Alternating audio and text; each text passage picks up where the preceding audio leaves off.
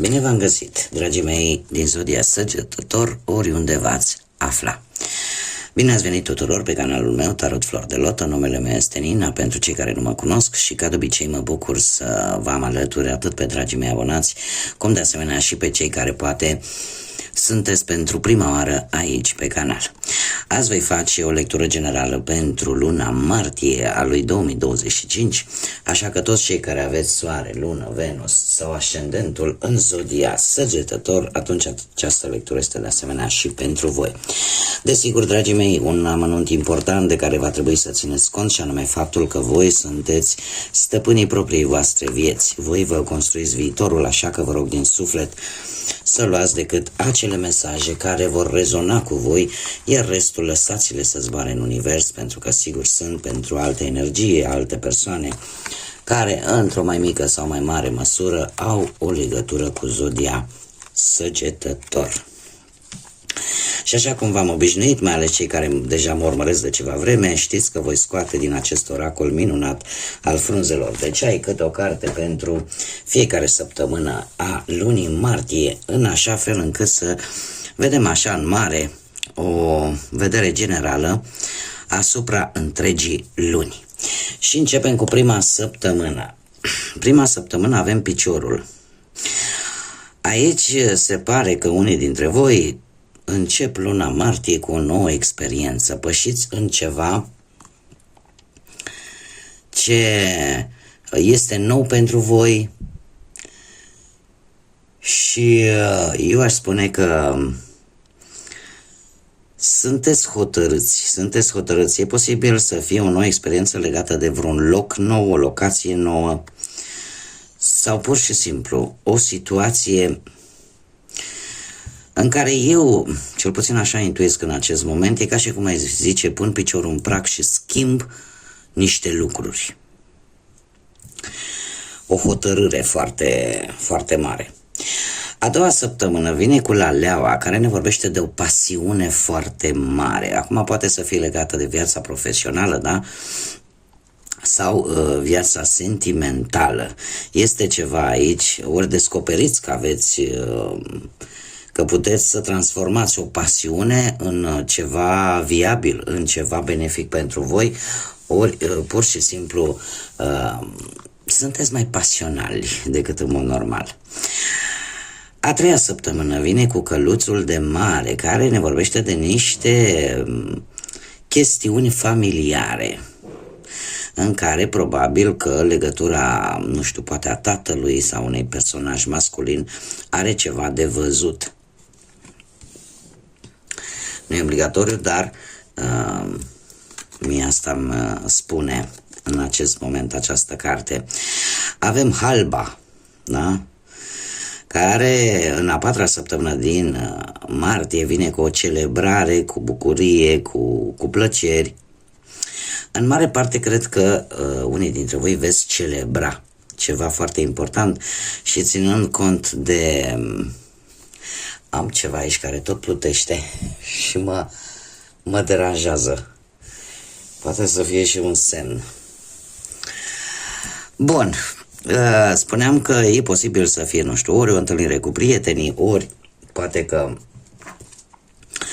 colegii de muncă, dar o celebrare, un motiv de bucurie. Haideți să vedem care este energia voastră de-a lungul întregii luni martie. Care este energia, dragilor mei, din Săgetător în luna lui martie? Și avem Dinamita, dragilor. Îmi vorbește de asemenea de foarte multă pasiune, îmi vorbește de acțiune.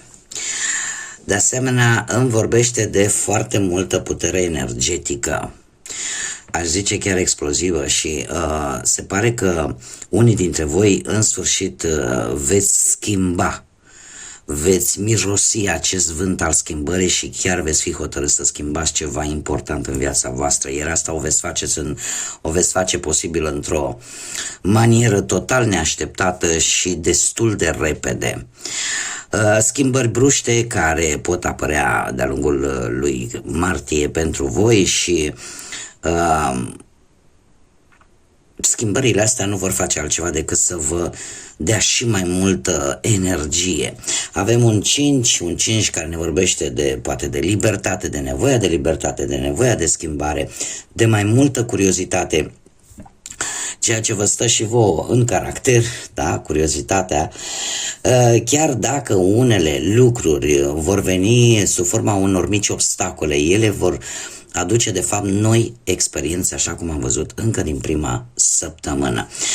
Faptul că avem zodia Leu, asta vorbește foarte mult de această energie explozivă pe care o are zodia Leu, acea necesitate poate de a vă simți special, de a fi admirați și de a vă fi recunoscute eforturile într-o anumită situație. Haideți să vedem ce ne spune tarotul. Și începem, bineînțeles, cu viața profesională.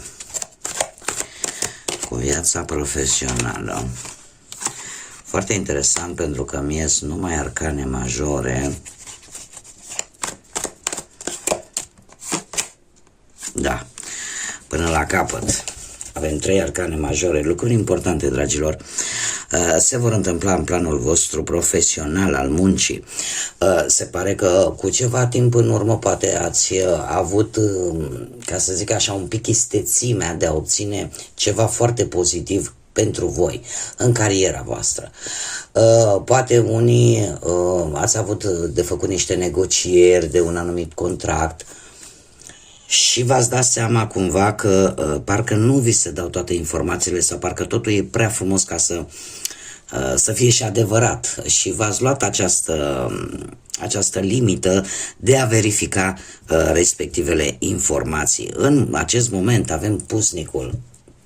Nu știu dacă zodia Fecioarei vă spune ceva, dar sunteți un pic blocați sau vă simțiți un pic blocați. De ce?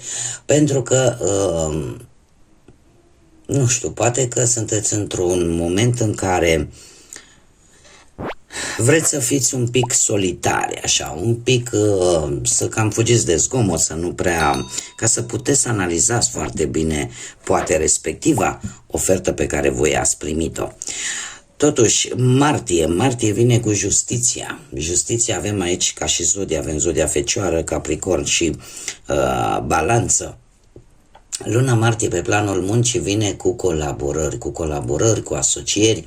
Se pare că într-un fel sau altul va apărea un echilibru în viața voastră profesională. E ca și cum ai spune, a existat o cauză și efectul său, dar cumva lucrurile se echilibrează. Nu știu, va trebui poate să respecti anumite norme,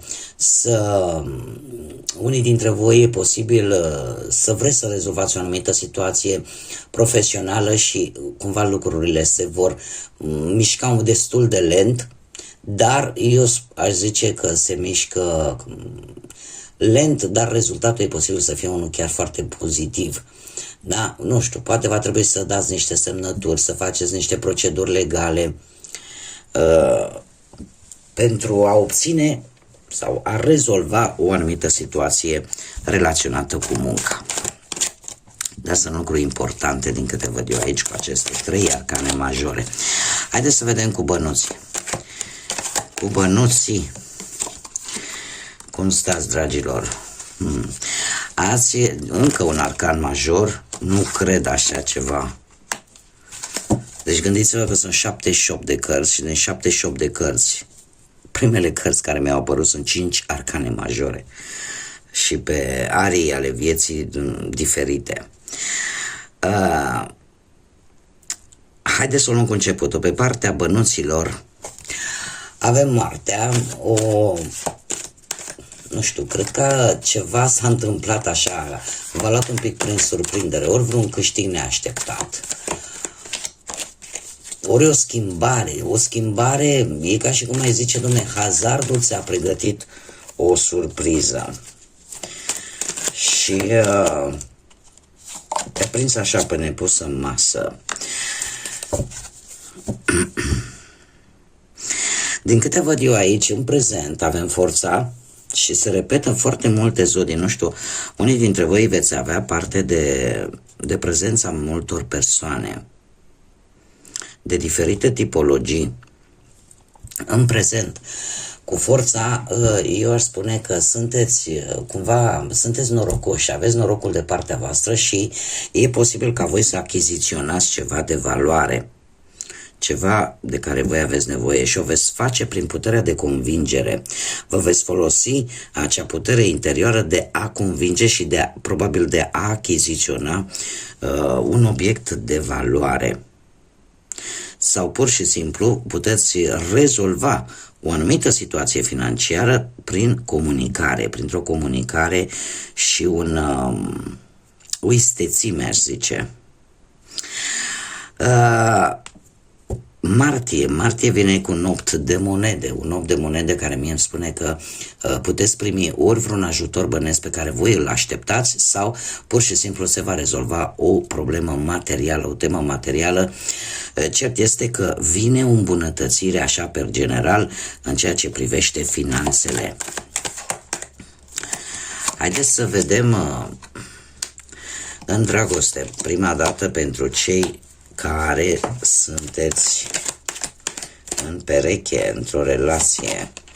Deci nu cred așa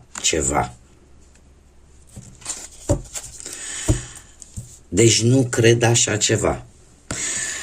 După cum bine observați, efectiv mi s-a umplut masa de arcane majore, care este simbolistica atunci când apar foarte multe arcane majore, că lucruri foarte importante vor avea loc în viața voastră de-a lungul lunii martie și se pare cam pe toate planurile. Și ce este foarte interesant, faptul că se repetă cifra 8, care vorbește de numărul 8 este un număr care simbolizează reușita, puterea, abundența, în același timp simbolizează ambiția.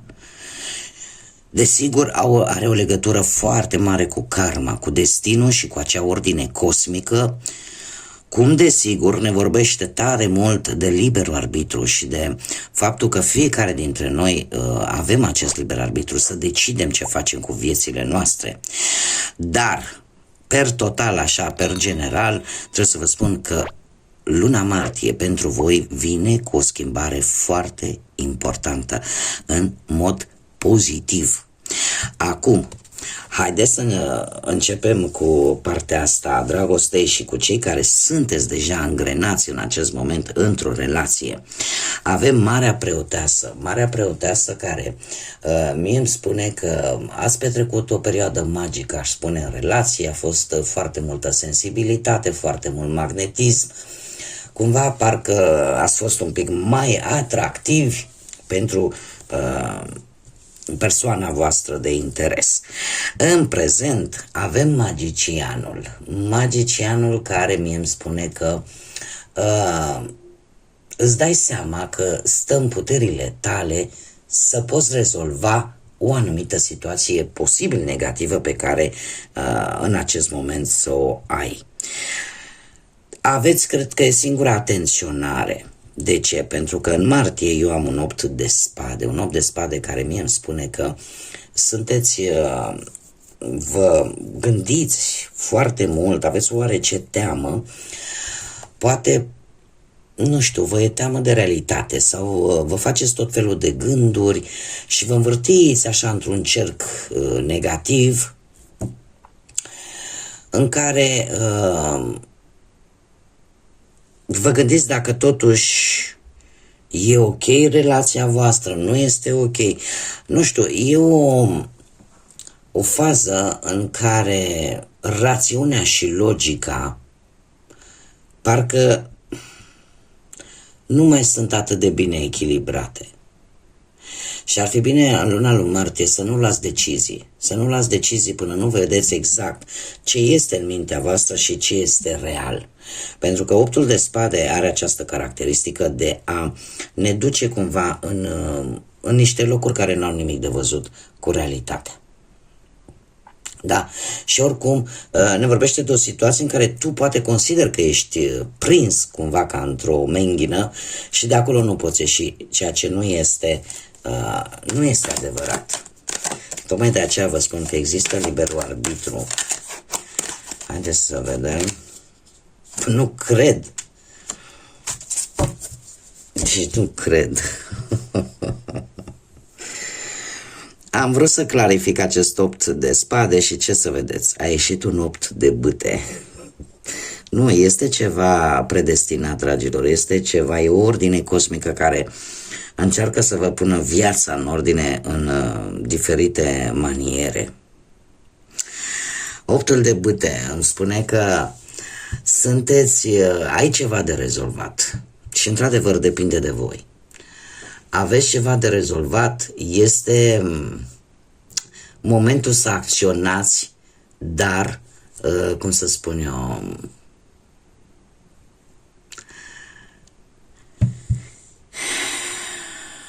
și lucrul ăsta o să vi-l dați seama foarte repede de-a lungul lui martie.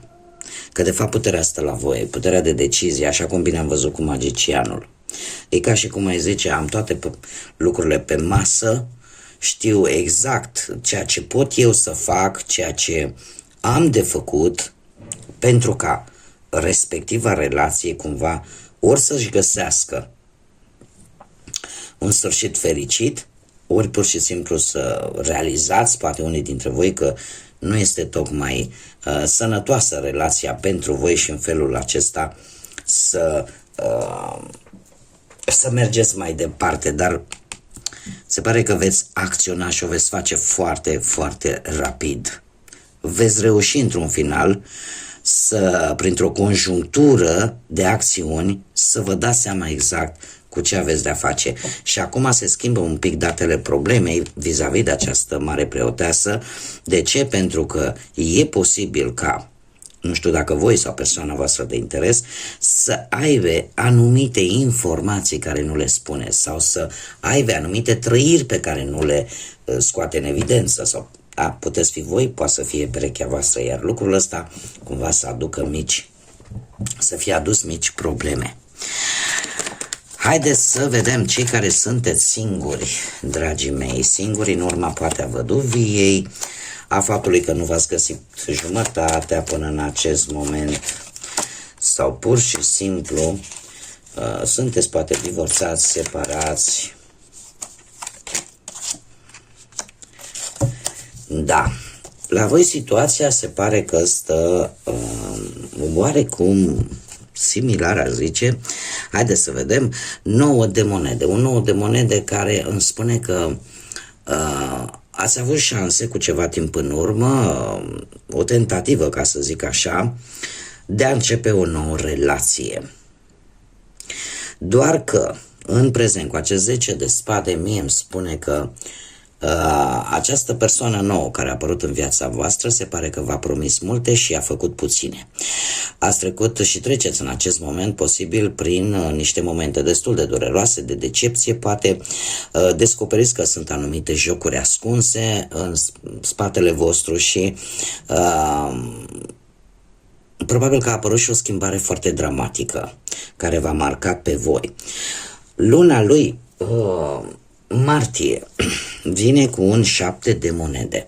Un 7 de monede care mie îmi spune că sunt șanse mari. Totuși, ca persoana care trebuie să fie pentru voi, să apară, să vină către voi. Sunteți, unii dintre voi sunteți în situația în care spuneți, domne, mie nu-mi place să pierd timpul în lucruri sau cu oameni cu care nu vezi rezultate, așa că cumva canalizezi, vezi exact ce merge și ce nu merge. Da? Și vă dați seama că ceva rău e pe punctul de a se termina, așa că cumva iei toate lucrurile care vin în viața ta, le iei ca pe niște experiențe și îți dai seama că te face mai puternică și mult mai încrezătoare în forțele proprii. Dar eu trebuie să vă spun cu acest 7 de monede că sunt șanse foarte mari ca persoana care este pentru voi să apară în luna lui martie. Haideți să vedem inițiale de nume, prenume, pseudonim sau porecle de persoane care pot avea o importanță de-a lungul lunii martie. Desigur, vă puteți regăsi chiar și inițialele propriului nume. Și avem litera Y, litera D,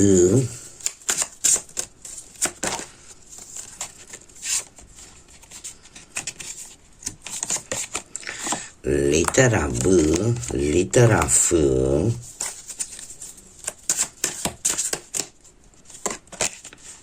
litera D, încă o dată, aici mi s-a întors o carte, litera E, încă o dată litera E și litera G. Ca și zodie, în afară de cele pe care deja vi le-am enunțat, aș zice că predomină foarte mult zodiile de aer, Gemeni, Balanță, Vărsător, chiar predomină. Și mai puțin, dar nu deloc, zodiile de apă, Rac, Pești, Scorpion. Acum, haideți să vedem trăsături ale acestor persoane. Trăsături pe care, desigur, pot fi și ale voastre.